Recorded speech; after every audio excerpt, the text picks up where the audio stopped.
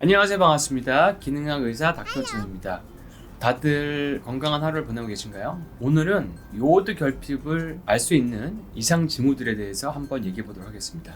근데 요오드는 실제로 갑상선에만 쓰는 게 아니고 우리 몸의 모든 장기들에서 요오드를 많이 씁니다. 특히 이제 호르몬을 생성하거나 분비를 하거나 심지어 근육, 지방 이런 데서도 요오드를 많이 쓰는데요.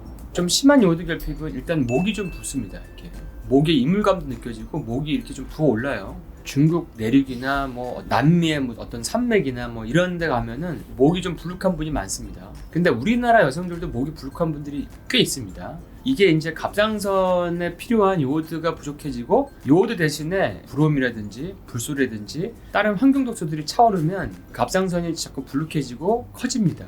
그래서 갑상선이 큰 분들은 내가 요오드 결핍이 있는 게 아닌가 이런 것들을 일단 생각해 볼 필요가 있고요. 그리고 이런 분들이 이제 원인을 모르는 이물감으로 고생하는 경우도 굉장히 많이 있습니다.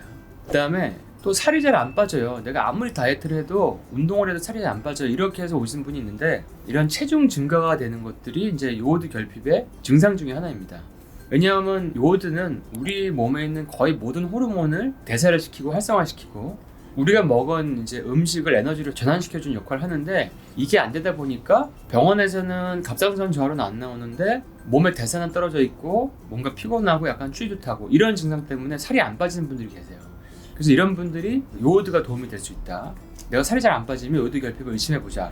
그 다음에 요오드 결핍이 있는 분들의 거의 한 80%가 피로감을 느낍니다. 피로감은 당연히 호르몬이나 에너지 생성이 안 돼서 느끼는 건데 그래서 피로감을 많이 느끼는 분들도 요오드 결핍이나 그걸로 인한 갑상선의 대사가 떨어져 있는지를 한번 의심해보면 도움이 되실 겁니다.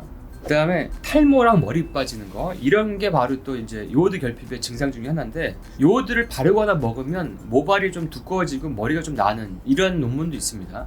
특히 갑상선 저하증에 걸린 분들은 탈모가 더 심하게 눈에 보이는 경우가 있죠. 요오드가 부족하면 모낭이 재형성하는 게 좀 방해를 받습니다. 그래서 탈모로 이루어지고 한 연구에서 요오드 결핍으로 인한 갑상선 저하가 있었을 때 한 30%가 탈모 증상을 겪는다고 연구가 되어 있습니다. 그러니까 다른 걸 다 했는데도 오는 탈모는 이런 요오드 결핍도 의심해보자. 그리고 또 매우 흔한 증상이 피부가 건조하고 각질이 잘 일어나고 습진 같은 이런 게 잘 일어나는 분들도 요오드 결핍이 많습니다. 이런 요오드 결핍이 있으면 70% 이상이 피부의 건조함을 경험한다고 합니다. 피부뿐만 아니라 눈까지도 건조할 수가 있죠. 입안도 건조할 수가 있고요. 그래서 이런 분비를 하는데 도움이 많이 된다. 그래서 피부가 건조한 분들은 요오드 결핍을 가늠할 수 있는 증상 중에 하나이다. 그 다음에 추위를 잘 타는 거. 난 이상하게 추위를 타. 그리고 열나는 베개 같은 걸 안고 자. 봄까지도 내복을 입어. 이런 분들. 또 이런 분들이 몸이 잘 붓는 분들이 있어요. 얼굴도 잘 붓고. 근데 이러한 요오드 결핍은 갑상선 호르몬을 생성을 저하시켜서 추위를 잘 탑니다. 추위를 잘 타면 여러 가지 증상들이 오거든요. 붓는 걸 비롯해서 통증, 소화장애, 여러 가지 피부 건조증이 올 수 있습니다. 그래서 추위만 교정해도 몸의 통증이나 근육통 이런 것들이 호전되는 분이 상당히 많습니다. 그래서 추위를 잘 타는 분들은 요오드 결핍을 의심해보자. 그 다음에 심박수의 변화가 옵니다. 부정맥을 일으키는 미네랄 중에 하나가 요오드 결핍입니다. 그래서 부정맥이 있을 때 내가 요오드 결핍이 있는 게 아닌가도 한번 고려해봐야 되고요. 물론 코엔자임 Q10, 칼슘 이런 것도 중요하고 셀레늄 이런 것도 중요하지만 요오드도 그 중에 하나고 그 다음에 심박수가 너무 느려지는 분들이 있습니다. 이런 분들도 요오드 결핍을 의심해보자. 그 다음에 요오드는 뇌기능을 좋게 하는 굉장히 중요한 영양소로 유명한데 기억력 저하, 학습력 저하, 머리가 안개 낀 것 같이 뿌연 증상, 그 다음에 자폐증, ADHD, 우울증 이런 것들이랑 연관이 있습니다. 이런 건 연구가 많이 돼 있어요. 요오드가 부족하면은 태어난 아이들의 IQ가 15까지도 떨어진다고 그런 논문이 있습니다. 그래서 요오드가 충분하고 갑상선 기능이 좋은 사람들이 기억력과 학습력이 훨씬 더 좋았다. 이런 연구도 있고요. 그 다음에 뇌 장기 기억력을 담당하는 해마라고 하는 부분이 있는데 이런 게 이제 요오드 결핍과 갑상선 기능이 떨어지면 크기가 작아져 있다고 합니다. 그다음에 많은 분들이 난임 고민하시는데 요오드 결핍이 난임과 유산, 임신 중에 여러 가지 문제를 일으킵니다. 임신하게 되면은 엄마랑 태아 둘 다 요오드가 필요하기 때문에 요오드 섭취량이 늘어나야 되거든요. 요오드 결핍이 되면 태아 상태일 때 뇌 발달과 신체 성장 저하로 오게 됩니다. 그리고 요오드 결핍이 심하면은 유산도 잘 됩니다. 그래서 여러분들이 임신을 준비 중이거나 임신 중에 문제가 있었던 경우, 난임 이런 경우에는 요오드 결핍이 아닌가를 한번 생각해 보시는 게 좋습니다. 그다음에 요오드는 생리기관의 불균형, 생리 과다를 좀 좋게 하는데 한 연구를 보면은 이런 요오드가 낮고 갑상선 수치 낮은 여성들은 거의 한 68% 정도가 생리 주기가 불균형하고요. 그다음에 생리량이 너무 낮거나 생리를 너무 자주 하거나 아니면 생리량이 너무 많은 경우가 많았습니다. 요오드는 과도한 환경 에스트로겐을 활성을 막아주는 역할을 하기 때문에 요오드를 통해서 생리량을 줄일 수 있고 과다한 생리를 좀 낮출 수가 있고 생리 주기가 안 맞는 거를 좀 도움을 받을 수가 있습니다. 그래서 이런 분들도 요오드 결핍을 한번 고민해보자.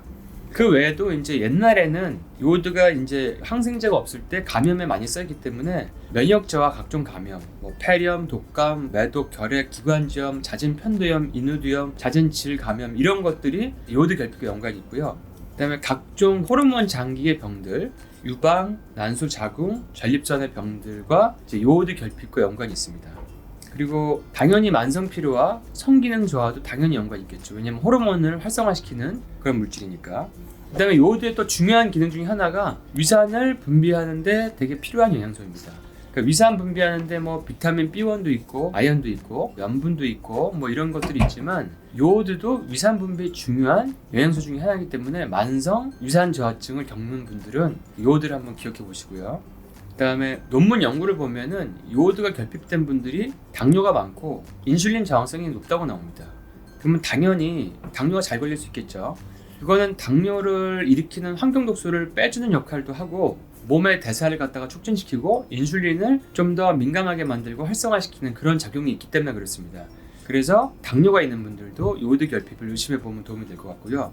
그리고 인슐린 저하성이 있다 보면은 각종 동맥경화, 살이 안 빠져서 오는 대사증후군, 고혈압, 지방간, 고지혈증 이런 것들이 올 수 있거든요. 그래서 이런 요오드 결핍을 계속 가지고 있는 분들이 동맥경화와 대사증후군, 또 혈압 이런 것들이 올 수 있기 때문에 이런 분들도 요오드 결핍을 의심해 보시면 좋을 것 같습니다. 그래서 오늘은 요오드 결핍이 있을 때 올 수 있는 이상 징후들에 대해서 한번 알아봤는데요.